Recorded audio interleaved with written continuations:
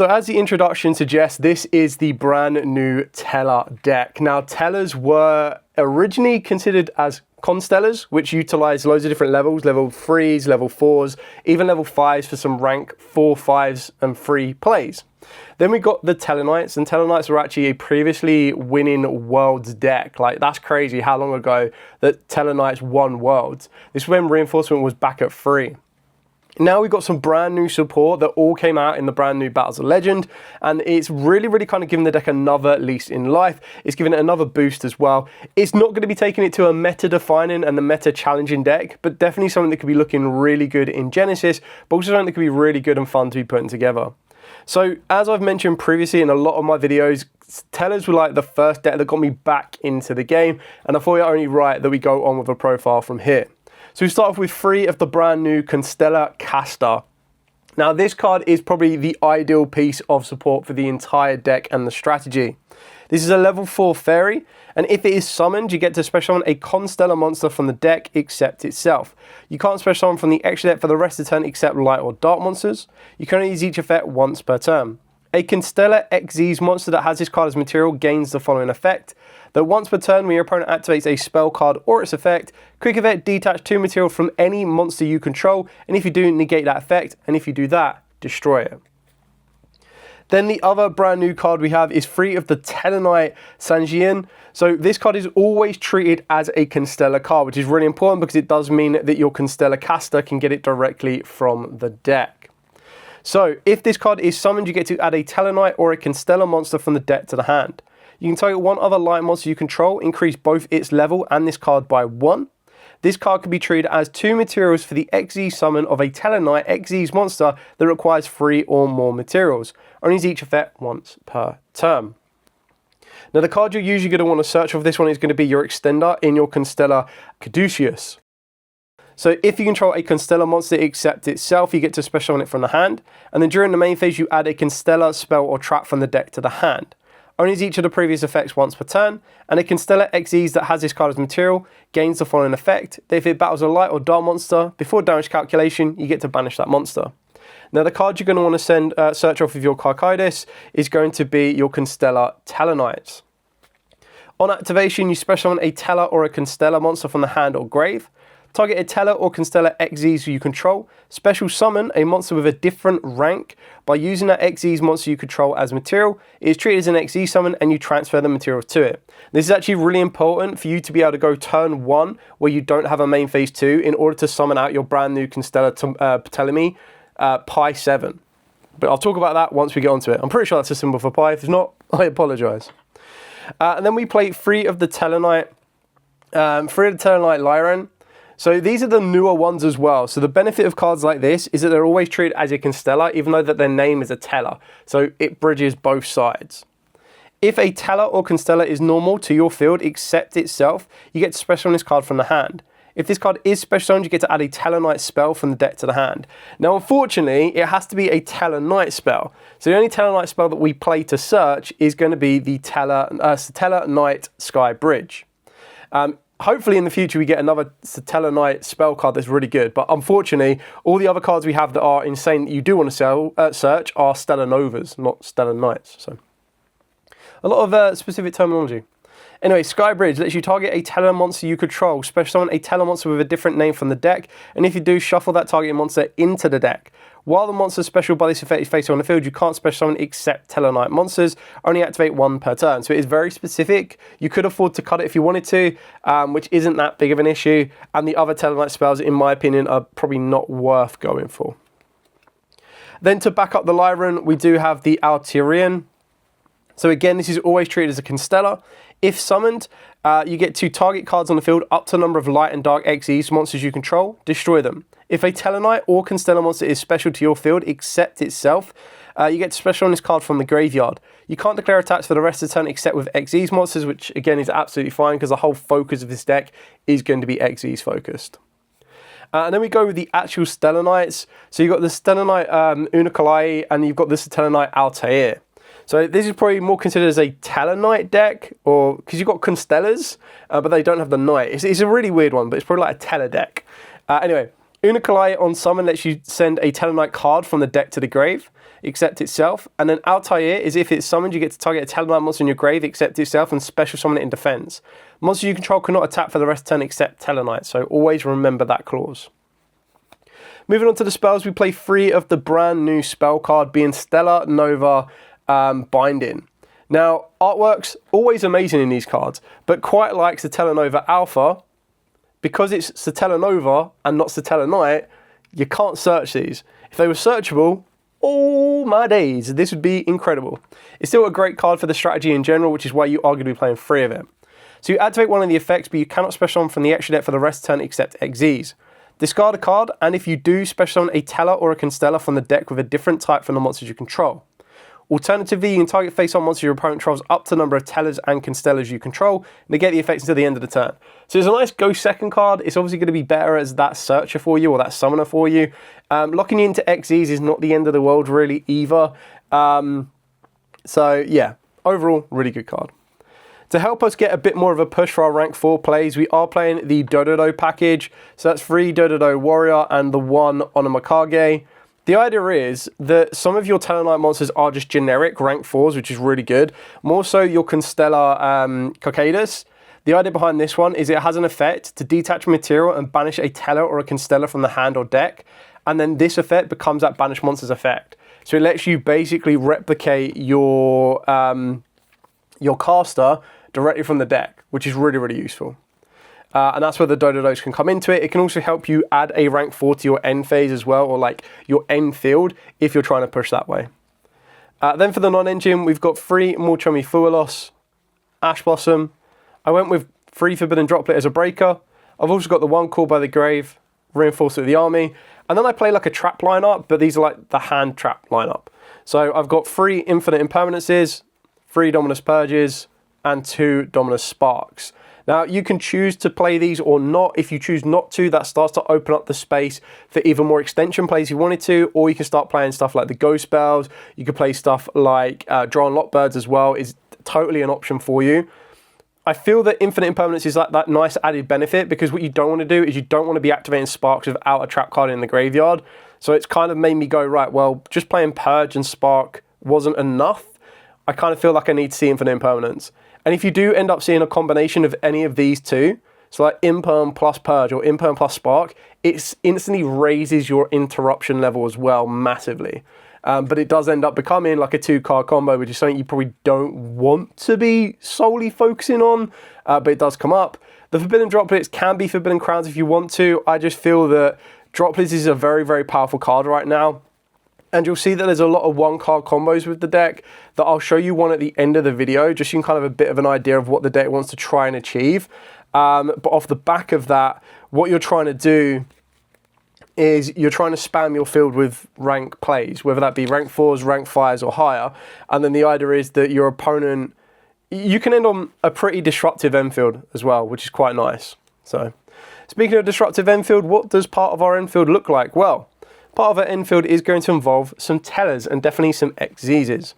So for the XYZs, the one you're going to want to play the most of in the extra deck is 2 Tellar Knight Constellar Caduceus. So this card looks amazing. I can't wait for it to get a secret rare upgrade. Would be really nice. So if it is XYZ summoned, you get to target a Tellar Knight and a Constellar card or a Constellar card in your graveyard.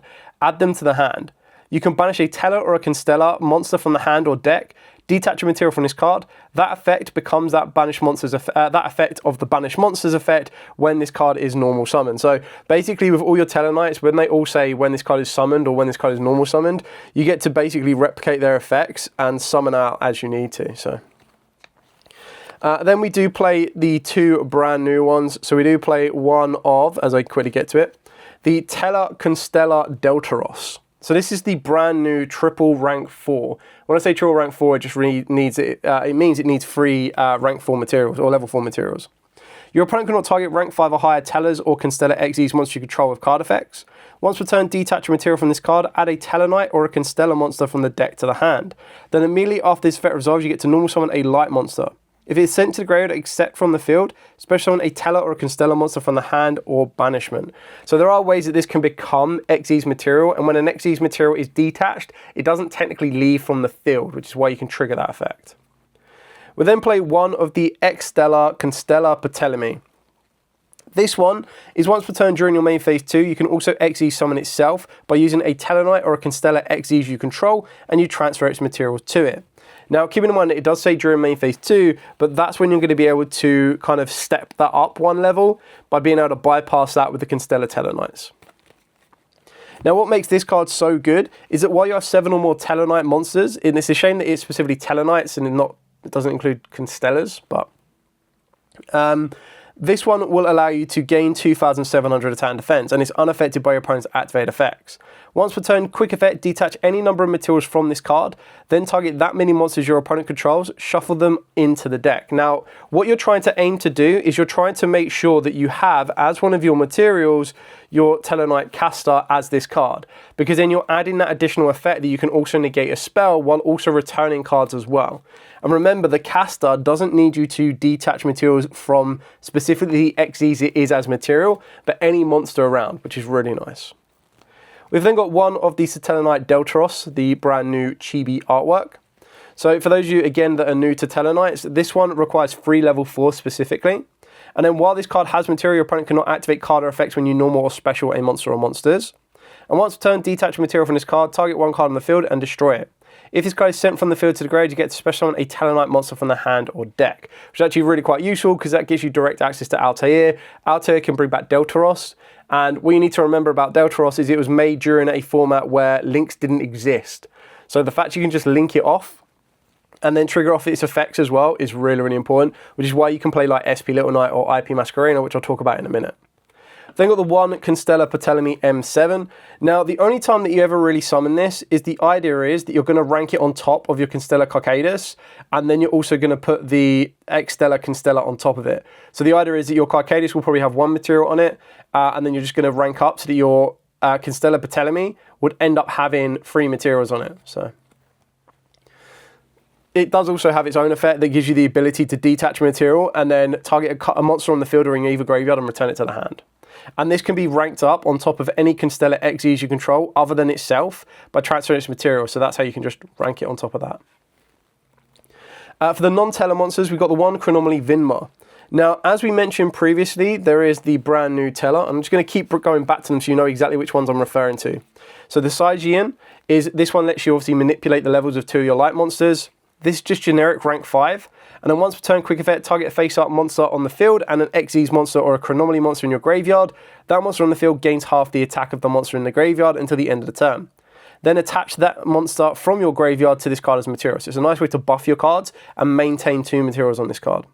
And the reason you want to maintain 2 materials is that once per turn when your opponent activates a monster effect, quick effect, detach 2 materials from this card to negate the activation. So that's how you're going to be able to protect from a Nibiru if you are massively fearful of it. And then you do have a couple of other ways that you can insulate your field with as you're building up.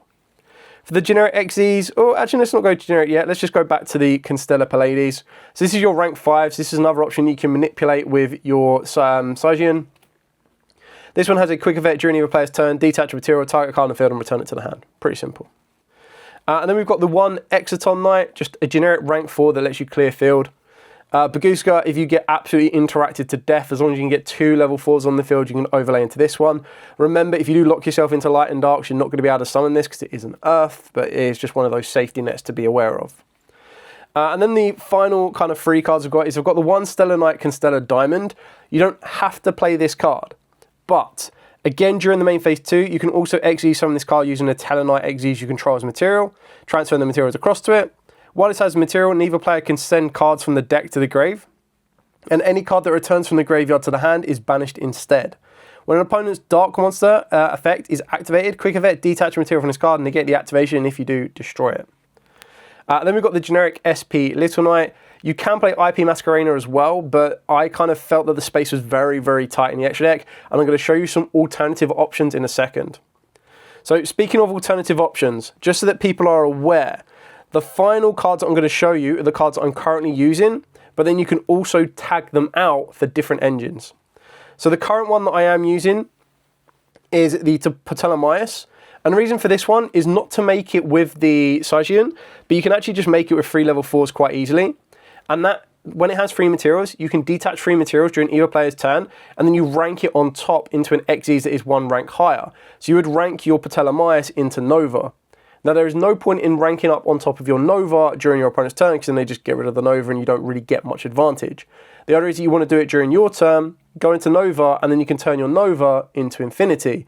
They are light monsters, so you're not worried about that lock on it. They're machines. You can't make this because unfortunately it requires 2 level 5 machines, and none of your monsters are machines to do it. Alternatively to this engine here, there are ways where people choose to play, which also makes sense. Rather than the tellarknights, you play the Gargagar Magician. Use this to revive your Deltaros. Then you can overlay your Deltaros with your Gargagar Magician to go into the F0 Utopic Future. And then you rank on top of your Utopic Future into your Draco Future. The big difference between these two is that the tellarknights need you to have 3 materials. So it's a little bit more specific to make.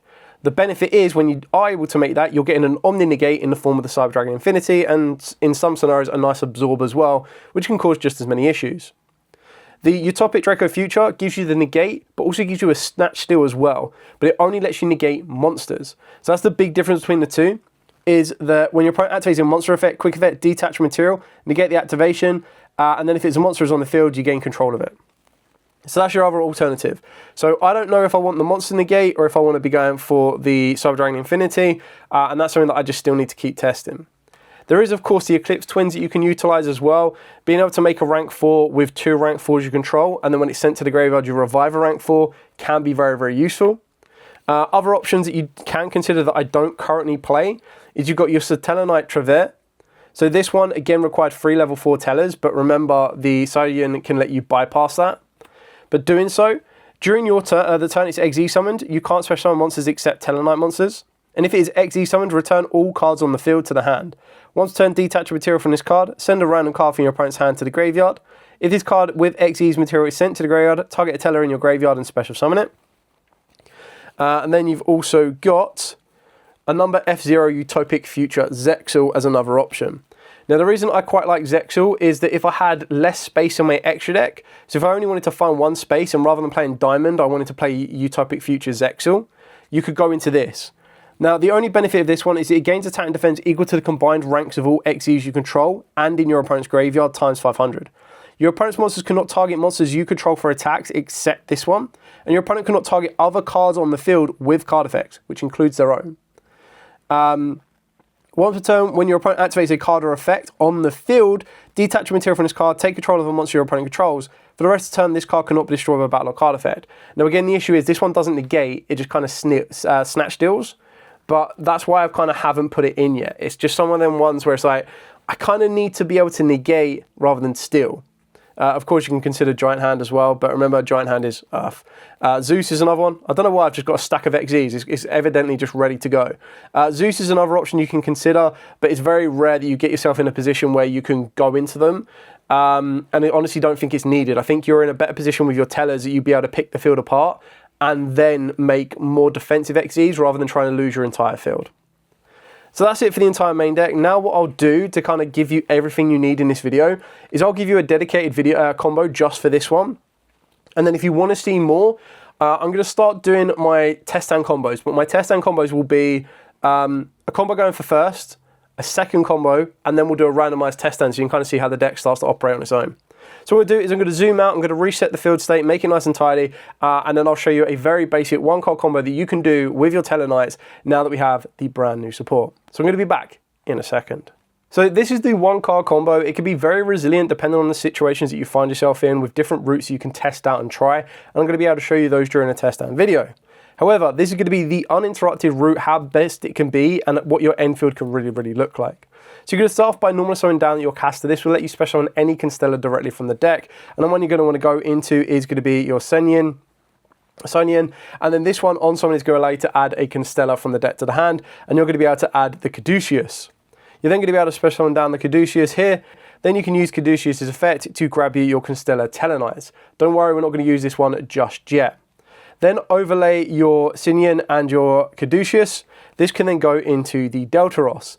Now remember, the Cyan gives you the ability to summon out Deltaros because any Tellarknight, it can use itself as not 2 materials, but it kind of counts itself as 2 for the summon. At this point here, you're going to use Deltaros's effect to destroy itself. Now, the reason you're going to want to do this is that by destroying itself, you can trigger its effect. It's going to let you summon out a Tellar Knight directly from the deck, and you're going to want to go into Altair. You'll be able to use Altair's effect to revive one from the graveyard. You're going to want to bring back the Deltaros. It's actually quite important because the Deltaros is not a hard once per turn. Then what you can do here is you've got a couple of different options depending on what you want to try to achieve. We're going to overlay our Altair with our caster, and you're going to go into the Caduceus. On summon, you're going to be able to use the Caduceus' effect. It's going to allow you to add 2 materials back from the graveyard. So you can add these back to your hand, which will give you a bit more resource. You're absolutely fine. You can't really extend with them direct, but it's going to give you 2 more bits of it, 2 more in your hand, because you're going to be able to add back a Constellar card and a Tellar Knight card. You get both of these back into rotation. Now what you're going to do here is you're going to want to use the Caduceus' effect to detach material, making sure specifically you detach the Altair, and this is going to allow you to then banish one from the deck and then replicate its effect. So you're going to want to banish a caster from the deck, and in doing so you're going to use caster's effect to special summon the Altairian. It's actually quite important because the Altairian will allow you to float a little bit later on.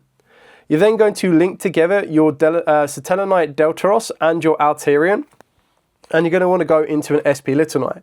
Now, if you did play IP Masquerena, you could go into IP Masquerena instead, and that will give you a bit more disruption for during your opponent's turn. But the idea is, because I'm not playing IP Masquerena because of the space, I go directly for SP Little Knight. I'll now be able to trigger off the Deltaros's effect. This one, I'm going to go straight for the Stygian. You can go for any of your level 4s that you want to that is a Tellar Knight monster. So if you wanted to, and you wanted to search yourself out of Skybridge, which is absolutely fine, you can go for your Lyran. The reason you'd go for the Lyran is it lets you add a Tellar Knight spell, so you could just add another Skybridge. That's how you're going to get a bit more resource. The only benefit for going for your Stygian is for the pure fact that you can, if you bring back a monster, manipulate your level and go into the Vinmar. I'm choosing not to do that because my plan is to get 3 level 4s to the field, and I'm going to show you how you make your Infinity and everything else in between. So either one of these enters the field of play is absolutely fine. Then what you've got to remember to do here is you've got a couple of different effects that are going to start to trigger. Because you've summoned a Tellar Knight monster, you can also utilize the Altairian graveyard effect. So if a Tellar Knight or Constellar monster is special to your field except Tellar Knight itself, special on this card from the graveyard. This will then come back to the field. Then we can utilize the Constellar Tellar Knight's effect as well. So on activation, you get to special on a Tellar Knight or a Constellar monster from the hand or grave. So at this point, we can bring back the Altair. We can now overlay Altair, Altairian, and we can overlay the Lyran. And doing all 3 of these, we can go straight into our Ptolemaeus. We can then use Ptolemaeus' effect, detaching all 3 materials, to rank it up and go into Nova. And then we can rank up the Nova and go into Infinity. But we're not done there. We're also then going to rank up the Caduceus and go into the Constellar Ptolemy M7. And then we're going to utilize the effect of Constellar Tellar Knights to rank up the Ptolemy and go into an Constellar Ptolemy as well. So, as this currently stands, keep in mind this was only 1 card. If you didn't want to use all 3 materials and go into the Cyber Dragon Infinity and Nova play, you could have very easily worked your way into, where it may be, could have gone into Gargoyle Magician. That would have then allowed you to have Vinmar plus Gargoyle Magician, because the idea is as long as you had another extension, you would overlay 2, go into the Gargoyle Magician, use the effect, bring back your Deltaros, use Gargoyle Magician plus Deltaros and go into Utopic Draco Future, and then turn that into your Utopic Draco Future F0. But the other is that from 1 card, we've been able to replenish our hand by 3 cards. So you're still going to have 4 more cards in your hand to play with. So those 4 more cards are disruptors or hand traps in the scenario. You're in a much better position as well. You've also got the Omni Negate of Infinity. If you really wanted to, you could absorb the SP Little Knight, but honestly, I'd leave that where it is. You've got SP Little Knight that could then banish and banish. And then added onto that as well, you've got your Constellar Ptolemy, which gives you the ability to detach as many materials from this card, target that many monsters your opponent trials and shuffle them into the deck. So at this moment in time, you could detach 3. You don't really want to detach all 3. If anything, you probably only want to detach like these 2 materials here. But even then, you still have the inherited effect off of the back of the caster that gives you the ability that when your opponent activates a spell card or effect, detach 2 materials from a monster or monsters you control. So you could very easily choose to detach both from this card here. That negates the spell, and then you can use this effect again to detach here. Or, as another scenario, if you wanted to make sure you can return 2 monsters rather than 1, You could use the effect of your caster, and you would have had to absorb the SP Little Knight, so you could detach 2 from Infinity, while also still then maintaining the ability to detach its own negate, and then use the effect of the Ptolemy to detach 2 or 3 and return. Now it does burn through all of your resources, or all of your overlay materials, but then you're still going to have guaranteed these cards in your hand. So you could have set the Skybridge if you want to, because remember that is a Tellar Knight. You've also got the Summon Down, and then you've got the extension again if you wanted to. So you've got ways to build back up and play through. And you still have loads more in your extra deck as well to be a bit more disruptive, rebuild your field if you needed to. But at the base of that, even if you kept SP Little Knight on the field, you were able to shuffle back 1 monster, banish 1 monster, negate a spell card, negate any card you wanted to, and that doesn't include the other 4 cards you could have had in your hand that could add even more disruptions to that field as well. So that's it for the entire profile, the video, the combo, the whole 9 yards. Thank you so much for watching. Stay safe. And of course, as absolutely always, happy dueling.